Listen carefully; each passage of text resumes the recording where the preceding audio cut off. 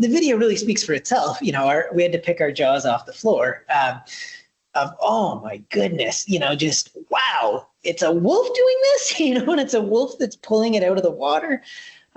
We just hadn't expected that.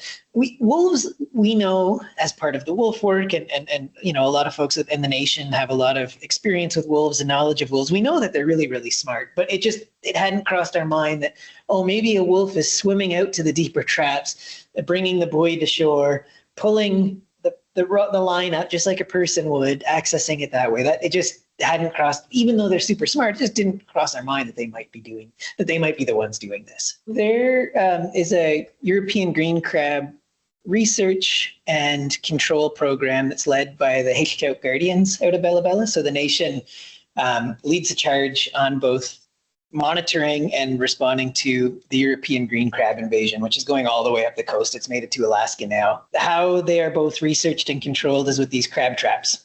You put the crab traps in the intertidal, you bait them, and the crabs go in them. And that's one way to both see how many crabs are in the environment and also start working on getting their densities down.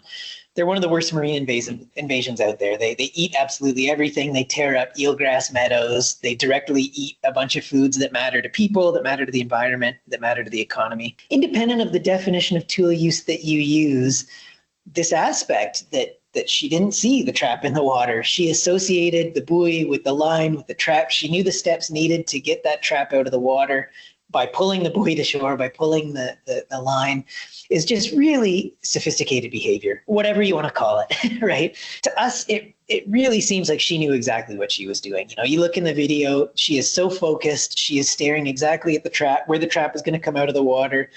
She's sort of pulling on the line, watching to see what happens. The whole episode took 3 minutes. You know, this really seemed to be a wolf that knew exactly what she was doing. This wasn't random play that happened to have a trap come out of it, at least in this instance.